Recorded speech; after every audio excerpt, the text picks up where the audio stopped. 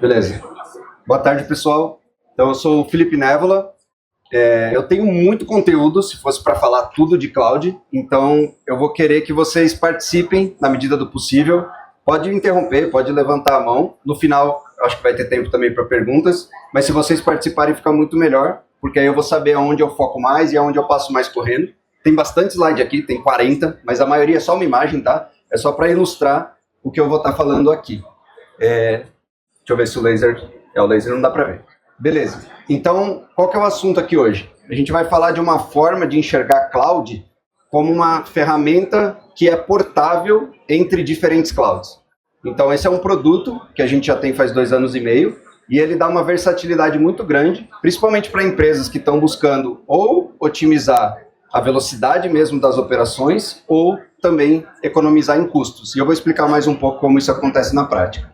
Mas, como a gente está aqui falando de um evento bem diverso, com bastante gente, talvez nem todo mundo tenha noção ou sabe dessas 3 coisas que eu estou falando aqui. Então, a primeira coisa é que os Big Clouds, aí quando eu estou falando de Big Cloud, eu estou falando especialmente de GCP, Azure e AWS, eles são muito complexos. Então, se você já entrou lá na AWS, clicou no menuzinho lá, você vai ver que desce um negócio gigantesco, e muitas vezes você não quer aprender tudo aquilo, só que você precisa conhecer os termos ali. Além disso, eles têm um custo muito alto, e depois eu vou voltar nesse ponto.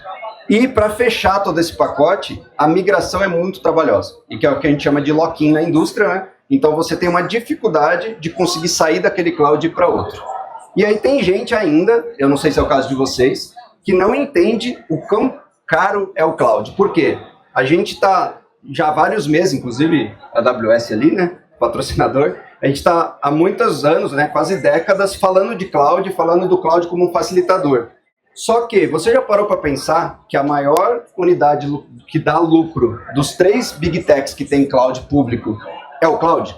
Então, assim, essas unidades elas são extremamente lucrativas.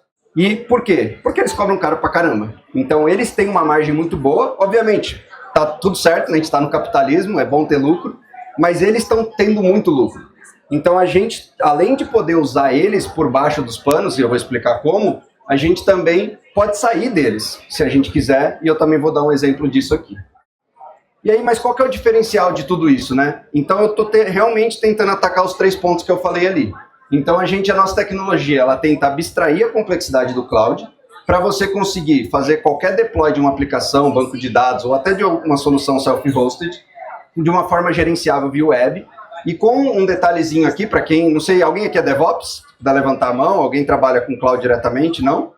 0 DevOps? Ah, tem um ali meio DevOps, outro meio... 2 meio DevOps, então a gente tem um DevOps. Beleza. Então a gente sabe que observabilidade normalmente é um parto para configurar tudo isso, eles estão fazendo assim com a cabeça, e aqui também a gente já entrega isso configurado para vocês. E aí, para o pessoal mais técnico, aqui vai ser um viés bem mais técnico, tá? Eu que já queria assustar logo com esse diagrama, e eu vou tentar quebrar ele em pedaços, mas uma forma de diagrama é isso aqui que a gente tem por baixo dos panos quando a gente está falando dessa solução que se chama Quave Cloud. Mas vamos tentar entender o que são essas caixinhas. E por que eu vou explicar essas caixinhas de uma forma meio rápido? É só para vocês verem o tanto de coisa que a gente pode tirar da tua empresa e da tua responsabilidade de cuidar. Por isso que é legal ver as caixinhas e falar, caramba, tem muita coisa acontecendo aqui. Mas vamos lá. Então, com cada ponto, o que você não precisa fazer, né? Porque eu vou estar falando as coisas que a gente faz por você, então você vai ter menos trabalho. E aí eu vou começar por esse cara aqui. Esse cara, acho que ele é um dos mais fáceis de entender. Então, acho que mesmo quem não é técnico vai conseguir entender essas caixinhas. Quase toda aplicação, banco de dados, qualquer coisa que a gente roda em qualquer lugar, ela gera saídas de texto, que a gente normalmente chama de logs. Então, isso vai estar armazenado aqui. Então, essa já é uma preocupação que você não precisa ter, de criar o seu Elastic ou de contratar uma solução tipo Loggly, que são soluções caras. A gente também tem a questão de métricas. Lembra que eu falei depois de observabilidade? Então, aqui a gente vai coletar tudo o que está acontecendo em todas as suas aplicações, em todas as suas VMs, bare metal, o que você tiver ali.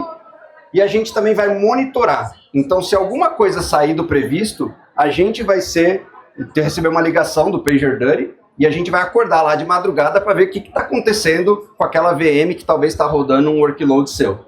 E aqui são os coordenadores do Kubernetes, que eu vou deixar de forma mais abstraída, mas pensa que é quem está gerenciando todas essas aplicações e banco de dados.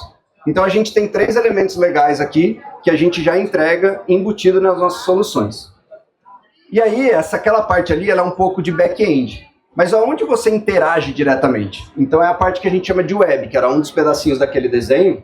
E aqui tem coisas já bem interessantes. Então, primeiro que a gente tem Grafana bem específico para o que você está fazendo deploy. Depois eu vou mostrar alguns exemplos, por exemplo, de MongoDB e aplicação. Vocês vão ver que eles são diferentes. Então não é uma observabilidade super genérica que mostra só CPU e memória. Ela tem um nível de detalhamento melhor que isso. A gente tem as nossas APIs. Então você consegue comunicar, por exemplo, uma nova versão de código, uma nova imagem, de diversas formas aqui, desde GitHub, CLI, qualquer tipo de pipeline, executor de pipeline a gente consegue rodar. A gente tem a nossa aplicação web, que usa uma tecnologia muito interessante chamada Meteor, que por sinal, eu já fui CEO do Meteor lá atrás, mas é uma empresa americana-canadense, e a gente tem tudo em real time, então tudo que você vai fazendo no nosso cloud, você vê em real time atualizando ali na tela. E além disso, a gente tem uma pancada de jobs que ficam rodando, processando uma série de coisas quando você vai fazer um build, quando você vai fazer um deploy. E aí, como que isso acontece na prática? Porque eu falei que eu ia tirar a complexidade. Então, eu vou mostrar várias telas rapidão aqui. Então, se você tiver uma conta nova lá no Quave Cloud, você vai ver isso aqui. Aí, vamos supor que eu cliquei aqui no adicionar uma nova aplicação. Eu vou escolher algumas coisas, quantidade de memória e tudo mais. Eu vou escolher uma região. Eu vou falar que eu quero usar Docker nesse caso. E no final, eu vou receber esses 3 comandos. Então, eu tenho uma instalação de um negócio para rodar na minha máquina e eu tenho um deploy aqui, que é um comando. Para quem ficou curioso com esse zCloud, eu estou falando Quave Cloud, é que o nosso nome anterior era zCloud. A gente ainda vai atualizar tudo para Quave Cloud, mas o nosso nome anterior era zCloud. Então, a gente vai fazer o deploy só com esse comando. Então, aqui eu até tirei uma print de eu fazendo o deploy, eu escondi meu user token, mas é literalmente só isso aqui, e você só passou por uma tela, apertou criar, fez esse comando e em poucos segundos isso aqui vai fazer um upload desse teu código-fonte, nesse caso, e você vai ter a sua imagem Docker buildada, isso aqui é o nosso painel também, tá? A parte de logs, e ele já vai estar rodando. E tudo isso você consegue acompanhar no detalhe. Nesse caso eu fiz da minha máquina, só que eu fiz a partir de um repositório Git. Então a gente também traz as informações locais do seu repositório Git para você ter uma referência do que você está fazendo deploy. E aqui, se você olhar a timeline, é lógico que esse projeto é pequeno, tá? Mas levou 20 segundos para você fazer aquele comando e para você ter esse novo app rodando já disponível no HTTP, com certificado Let's Encrypt e toda aquela parafernália de logs e tudo mais. Tem hora que isso aqui está falhando, tá? Beleza. E aí, quando você começa a manusear a sua aplicação, a gente tem outras coisas muito interessantes aqui. Então, essa aba de histórico, ela mostra tudo que você faz na sua aplicação. Então, nesse caso, eu tinha um arquivo de configuração aqui que eu precisei alterar nas minhas variáveis de ambiente, e aí eu consigo ver que nessa versão eu fiz essa alteração. Se essa alteração deu problema, vamos supor que eu troquei a senha do MongoDB e quebrou minha conexão porque não era para ter trocado. Eu só vou clicar aqui para restaurar essa versão, ou clico aqui para restaurar essa versão, ou clico aqui para voltar uma imagem anterior da minha aplicação. Então, basicamente, com um clique, você consegue voltar várias versões, ou inclusive ver no detalhe. Aqui, se você clicar nesse olhinho, você vai ver, porque essa informação está criptografada. Então, além de você ter a facilidade, você tem a gestão. Porque muitas vezes é fácil, mas é difícil de entender o que está acontecendo, é difícil de voltar para trás, é difícil de dar um rollback. Então, aqui com 2 cliques, você consegue fazer rollback de código aqui e rollback de configuração aqui. Apertei aqui. Toda vez que você faz uma mudança também, então vamos supor que eu estou vendo que minha aplicação está acabando a memória. E aí eu quero dobrar essa memória. Então eu aperto esse controlinho, tá? Eu aperto aqui para aumentar e aí eu confirmo as minhas mudanças. Por que eu estou mostrando isso aqui? Para quem usa Terraform, é como se fosse o plan do Terraform. Então a gente sabe exatamente o que a gente vai alterar nos seus recursos e a gente te mostra isso de uma forma bem granular. De novo, controle, você sabe exatamente o que está mudando. Inclusive, se tiver vários devs trabalhando ao mesmo tempo, eles todos vão ver, porque é tudo real time, então ele vai perceber, opa, tem alguém alterando esse ambiente. E quando você clicar em Apply Changes, aí sim isso vai ser transferido lá para o seu container, para o seu cluster, e você vai ver isso na prática. E, de novo, tudo vai gerando uma linha do tempo do que está acontecendo. Meu Deus! Tá difícil aqui, tá? Porque tá falhando bastante. Então aqui também, se você estiver rodando com múltiplos containers, a gente tem um High Availability ativado. Então se você olhar aqui no nó, cada aplicação, inclusive essa aqui é a aplicação do evento que está rodando agora. Então cada uma está rodando num nó diferente, ou seja, se esse nó cair, eu tenho uma redundância aqui, eu tenho aqui, eu tenho aqui. E obviamente você pode pôr quantos containers você quiser, só clicando ali no mais ou no menos. E para fechar essa parte mais de configuração, você pode pôr quantos domínios você quiser. Tudo que eu estou mostrando aqui, você também pode fazer via API. Então é muito comum a gente ter clientes que têm soluções white label. Então quando ele faz o deploy em uma nova URL para um novo cliente, ele via API, via código, ele consegue também deployar esses novos domínios e ter automaticamente gerado o certificado do Let's Encrypt também. Aí falando um pouco de Grafana, e depois eu vou voltar para tentar conectar tudo isso e explicar o nosso modelo de negócio. A gente no Grafana, a partir do momento que você fez aquele deploy com aquela uma linha, você já tem todos esses relatórios que eu vou mostrar aqui disponíveis para você capturando dados o tempo todo.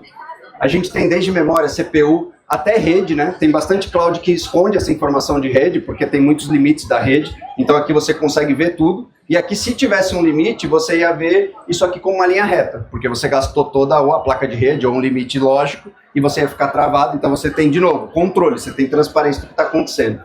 E aí, só para mostrar, isso aqui é um de aplicação, esse aqui já é um Grafana de Mongo. Então, para cada tipo de aplicação que a gente roda, a gente tem já um painel específico para você analisar os problemas daquele tipo de ambiente. Então, esse aqui é um de Mongo. Mongo, normalmente, a gente roda com 3 réplicas. A gente tem aqui o status de cada réplica, memória, pressão, também de network. Então, com isso aqui, vocês conseguem ver o tempo que está ativo, o tanto de conexões que estão disponíveis. Então tem bastante informação. De novo, você vai rodar o seu Mongo, no primeiro minuto você já vai ter tudo isso disponível e sendo monitorado para você. E para ser honesto, esse é o dashboard que eu acho mais massa.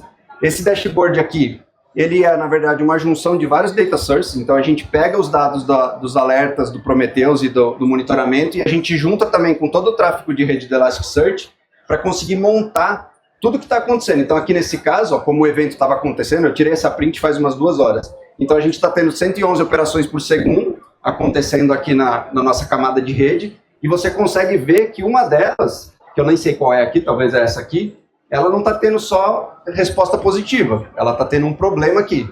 Isso aqui, normalmente nas empresas, é muito comum, você tem empresas grandes que não têm esse nível de observabilidade para todas as aplicações web que ele tem.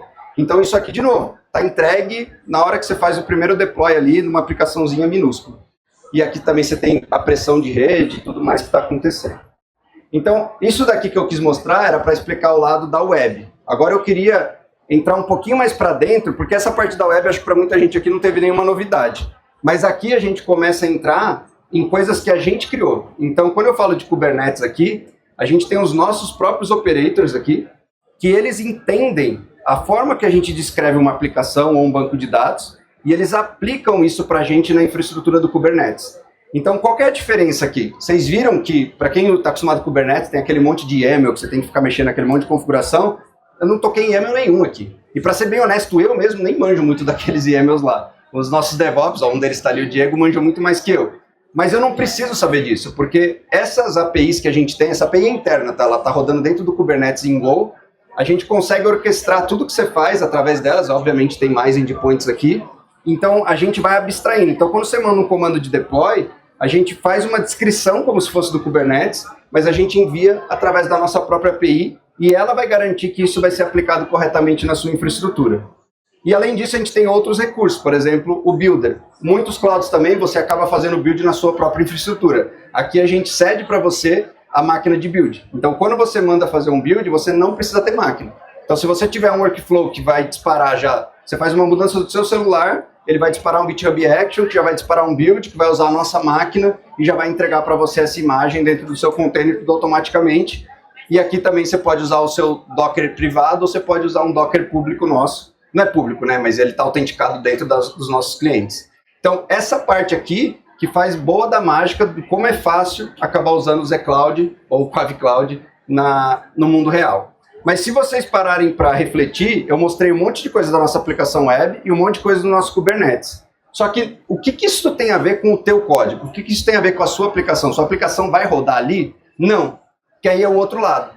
E aqui que eu acho que tem a parada mais legal, e principalmente falando de economia de custo, aqui eu vou usar a Oracle, tá, como exemplo. A gente é parceiro da Oracle, a gente faz bastante coisa com eles. Então quem não conhece a Oracle, pode procurar a gente depois para a gente também explicar um pouco da Oracle e por que a gente aposta muito neles, mas a gente usa todos os clouds, tá?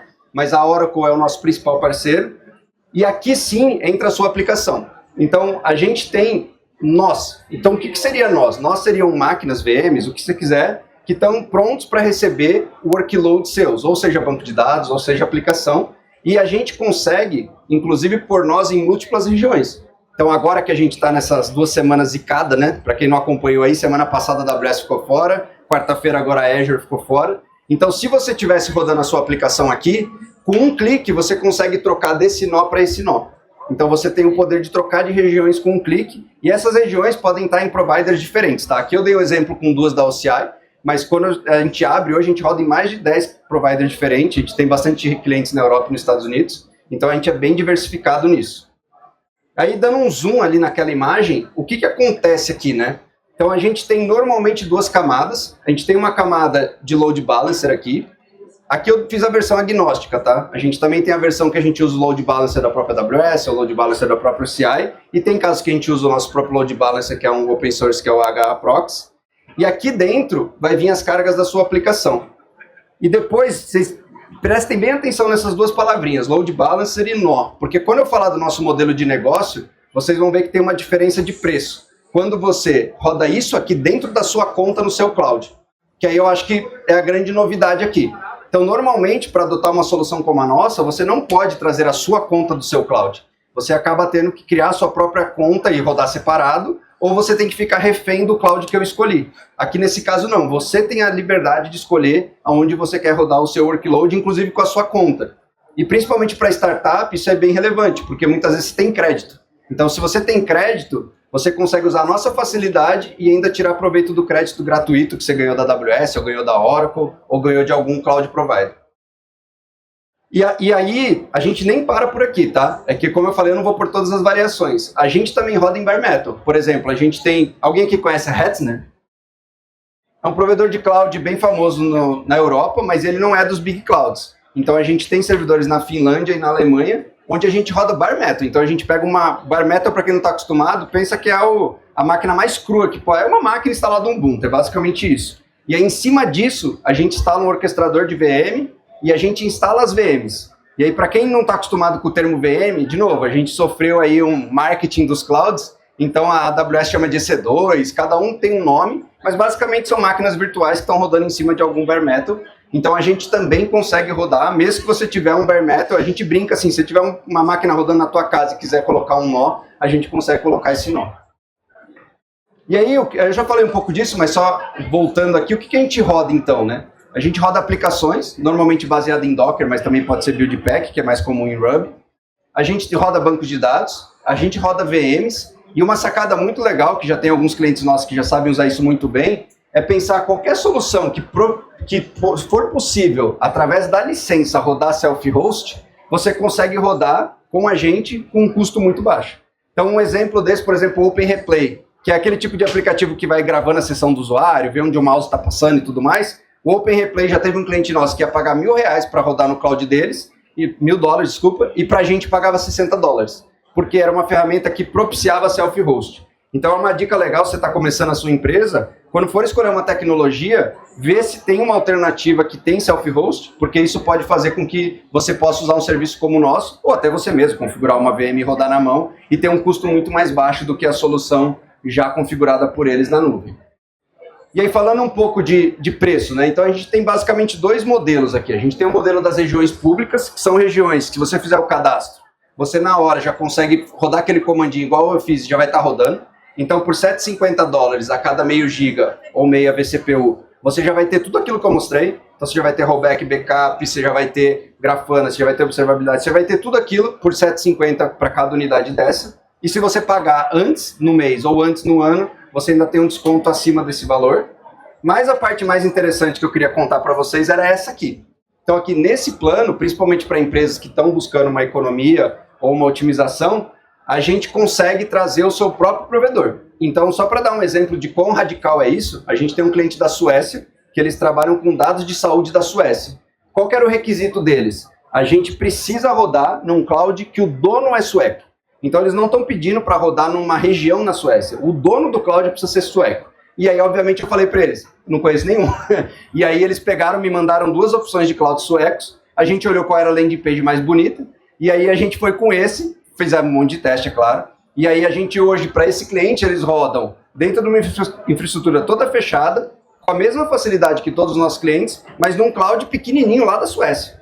Que inclusive os caras, conversa com os caras, talvez vocês podem trocar ideia, porque assim, eles são pequenos, mas a gente conseguiu dar uma solução para um problema super específico deles. E aí a gente tem, que eu falei para vocês prestarem atenção em nodes e load balancer. A gente tem duas formas de rodar a região customizada. Tem uma forma mais barata, onde a gente só roda na sua conta do seu provedor de infraestrutura os nodes e os load balancers, e com isso a gente tem licenças começando a partir de $400 por mês. Ou você pode rodar toda a sua infraestrutura, então pensa toda aquela caixona, inclusive a nossa aplicação web, tudo, dentro da sua conta, na sua infraestrutura. Por que isso é importante? Por questão de ser dono do dado e não ter nenhum risco de misturar log, misturar métrica com informações de outros clientes. Por exemplo, esse cliente da Suécia, ele precisa de rodar tudo. E, inclusive, até a nossa tela ali, aquelas telas que vocês viram verde e preta, ela fica atrás de uma VPN, que só eles também têm acesso. Então, todo o ambiente está lacrado com uma VPN. E eles não configuram nada disso, tá? A gente faz todo esse setup e, obviamente, a gente não faz na mão, né? A gente tem Terraform para tudo ali. Então, você consegue escolher que cloud você vai rodar e, inclusive, trazendo a sua conta e trazendo os seus créditos para rodar dentro desse cloud. E aí, não para por aí. O que acontece muito, inclusive é uma das nossas parcerias com a Oracle, é a gente ajudar na migração. Então, as próprias aplicações da Conf, a Conf, talvez o Carlos saiba o número, mas acho que somar tudo, a gente tinha mais de 200 aplicações ali, e a gente fez toda a migração disso da Azure para a OCI, da Oracle, mas usando o Quave Cloud onde dava para a gente usar toda essa agilidade e não precisar fazer essas configurações manualmente de observabilidade, de logs e tudo mais.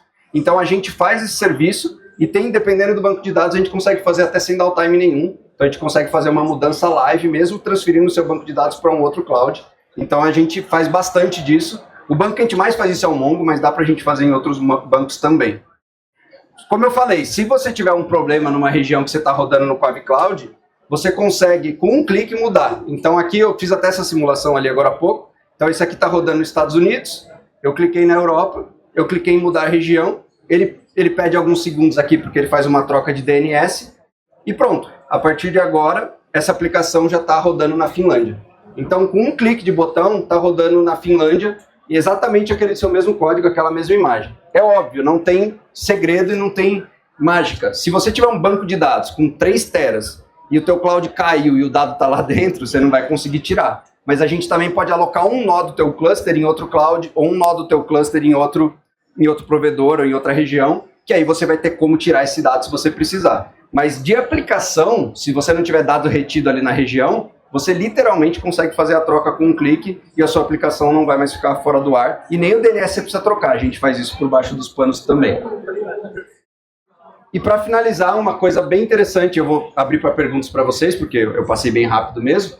A gente tem uma equipe bem especializada, que faz o suporte, inclusive vários deles estão aqui, e a gente não ajuda só em cloud. Na verdade, a maioria dos suportes que a gente recebe em request são ajudas de código, são ajudas de, cara, eu precisava melhorar meu código, precisava melhorar a performance, e a gente é muito nerd, a gente gosta desse tipo de bucha, a gente gosta desse tipo de problema, e a gente ajuda todo mundo muito mais com problemas de código do que com problemas de cloud, que é uma coisa que muitas vezes a gente fica na mão quando a gente está trabalhando somente com os grandes clouds, porque você não tem acesso a pessoas que entendem, porque você pode ter acesso a um suporte, sei lá, nível da... Na AWS você deve ter 20 níveis de suporte, né? Então até você chegar em alguém que de fato vai conseguir te ajudar, vai demorar um pouquinho. Então aqui está o meu WhatsApp, se quem quiser conversar. E eu passei rápido de propósito, porque eu acredito que ficaram várias lacunas e várias dúvidas, e eu queria que vocês voltassem e fossem perguntando algumas coisas que não ficaram claras aqui, e aí eu consigo aprofundar mais. Cada caixinha daquela dá para explicar em 2 horas, então se vocês tiverem qualquer dúvida, mas também podem mandar um oi no WhatsApp aí para a gente conversar, e bora para as perguntas. João tem uma pergunta ali, pode daqui. Eu fui fazer uma pergunta outro dia, o João deu risada, achou que eu ia sacanear, então, sem sacanagem, João. Não vai ter sacanagem não, parabéns pelo trabalho, legal. Eu tenho uma dúvida relacionada ao suporte mesmo, foi o último ponto que você trouxe. O que é responsabilidade da Quave Cloud com relação à entrada de plantão? E se isso incorre em algum custo a mais ali do meu pagamento mensal?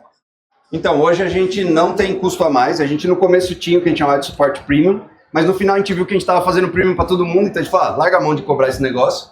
E na prática, qualquer coisa que afete a sua aplicação, que é culpa nossa, é nossa responsabilidade de intervir. E normalmente a gente intervir antes de você saber, porque a gente acaba sabendo, recebendo os alertas. Agora, se for culpa sua, aí é uma questão de bom senso. Então, assim, os nossos clientes maiores, eles têm acesso ao e-mail que dispara uma ligação pra gente, então, obviamente, eles podem fazer isso. Os clientes menores, normalmente a gente não passa, porque a gente tem bastante clientes, não toda hora ia ter alguém acordando a gente de madrugada, mas a gente sempre tenta ajudar e a gente sempre tenta ir um passo além. Então, se você tiver com um problema que está derrubando a sua aplicação, a gente vai fazer uma análise, a gente vai tentar te ajudar, ou talvez a gente vai aumentar logo o recurso e dar um apply ali, para pelo menos desafogar até entender o que está acontecendo. E é muito legal, não para o cliente, né, mas para a gente quando isso acontece, porque normalmente esse cliente vira um cliente fiel. Porque muitas vezes o cara estava dormindo, a aplicação do cara caiu, a gente voltou ela para o ar, ajustou o que tinha que ajustar, e aí o cara acorda e fala, caramba, era para eu estar fora e eu não estou? Vocês fizeram isso mesmo? Sim. E aí esse cliente vira um cliente fiel pro resto da vida, porque ele sabe que ele pode contar com a gente. Então a nossa obrigação é quando é um erro nosso, mas a gente sempre tenta ajudar mesmo quando é alguma coisa que não é causada pela gente. Legal, eu tenho uma outra dúvida, não sei se você falou sobre auto-scaling. Você mostrou ali, né, que a gente consegue facilmente mudar a quantidade de CPUs. Tem auto-scaling já? Você acha que faz sentido para o produto? Temos auto-scaling, tem auto-scaling em 2 níveis, né? Estou tentando voltar aqui. Eu não vou conseguir voltar. Mas tem auto-scaling em 2 níveis. Um nível é o auto-scaling de aplicação ou de banco, onde o auto-scaling fica configurado naquela aplicação. Então a gente coloca uma série de parâmetros, isso tem na tela, tá? Aí aparece que está com o auto-scaling habilitado e tudo mais, é que eu não coloquei aqui. E ela fica subindo e descendo.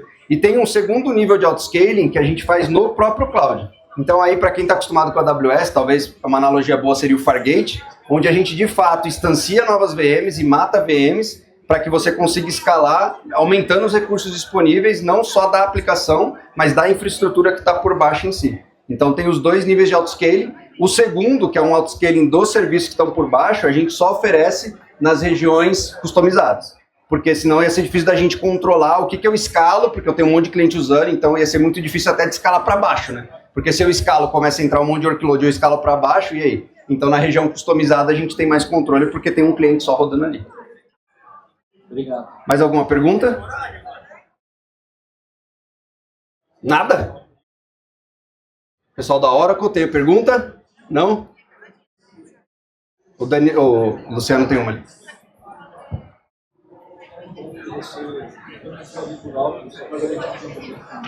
Põe mais alto, Luciano. Oi, tá me ouvindo? Agora sim. Quero voltar um pouco que você começou comentando, mas só para a gente de também. A gente teve as quebras de cloud aí nos recentes. Qual seria, para o cloud seria usar um termo como white label de clouds, ou seja, é super complexo, eu ter um aplicativo deployado para não cair. A gente tem questão de câmera, né? Caiu 2 clouds gigantes aí, parou o mundo, como se vários desses aplicativos que a gente estivesse deployados no próprio cloud, estariam deployados em 2 nuvens, não cairiam sem ter a extrema complexidade que é isso? Exatamente. Então a gente consegue, através daquela configuração de região, ou tá com um cloud deployado em uma só e se trocar com um clique, ou você poderia também estar com o deploy em múltiplas, aí vai depender um pouco, porque tem um pouco de lenda, principalmente quando a gente está falando de dados, é muito difícil você ter dados, ter aplicações distribuídas e o dado centralizado, porque a latência vai ficar grande. Então, nos Estados Unidos, obviamente, tem região pra caramba, então é um pouco mais fácil, mas se você for pegar, sei lá, eu quero ter uma região na Europa e uma na Ásia, provavelmente a latência não vai ficar legal. Mas nesse caso de catástrofe, talvez valha a pena você ter, porque é melhor uma aplicação lenta do que uma aplicação fora do ar. Então, nesse caso, você conseguiria já estar com esses nós distribuídos num banco com réplica, por exemplo, Mongo, Postgres, MySQL, qualquer um suporta réplica hoje em dia, e aí isso vai ser feito de forma automática, porque ele já vai estar com a réplica ali e a outra vai assumir. Ou se você quiser fazer de forma mais controlada, aí é exatamente aquela tela que eu mostrei. Você aperta um botão e clica. É até curioso essa feature, porque a gente fez essa feature por causa de catástrofe e a gente nunca usou ela por causa de catástrofe. A gente acaba usando ela para caso de migração mesmo. O cliente decidiu mudar. Por exemplo, quando um cliente está Normalmente os clientes começam nesse plano, tá? E aí quando ele vai para o plano de região customizada, como que a gente move os apps? Fazendo clique e dando move. Então assim, a gente nem precisa fazer o redeploy, a gente só clica e muda ela para uma outra região. E aí já vai, como se fosse que a outra caiu, mas nesse caso a região não caiu. Mas então nesse caso que aconteceu agora, por exemplo, a Azure foi caótico, né? Porque foi a Azure do mundo inteiro. Mas no caso da Amazon, se você tivesse um nó rodando em outra cidade que não a Virgínia, a aplicação você ia mover com um clique e provavelmente ninguém ia perceber que tinha acontecido. Obrigado. Nem sei que horas são, gente. Tem tempo aí? Já acabou de acabar, né? Mas dá pra fazer mais uma pergunta, que eu acho que o tempo era até 3 minutos. Mais alguém? Mais alguém? Pode mandar. Essa mudança da região tem algum custo adicional? Não, nenhum custo adicional. O único caso que pode ter um custo diferente é se você mudou de uma região de um plano diferente. Por exemplo, se você mover dessa aqui para essa aqui, uma coisa que acho que está até escrito aqui, mas talvez não foi diretamente, você paga os recursos para o provedor de cloud, você não paga para a gente. Então você vai ter a tua conta na AWS, você vai pagar para a AWS, eu não vou ganhar nada com isso. Ah, mas eu tenho crédito, você vai usar crédito com a AWS. Eu só vou fazer o provisionamento ali dentro da tua conta e você vai rodar normal, sem se preocupar com isso. Então nesse caso, por exemplo, você estava pagando direto para a AWS, aí você clicou e jogou para cá, você vai passar a pagar R$7,50 por mês. Então, assim, essa é a diferença que pode variar o preço, mas não pela feature em si, mas sim porque você caiu numa região que tem uma precificação diferente. Beleza? Pessoal, vou encerrar para respeitar o tempo, deu certinho aqui. E obrigado aí. Quem tiver alguma dúvida, eu vou estar por aqui, a gente pode trocar mais ideia. Valeu!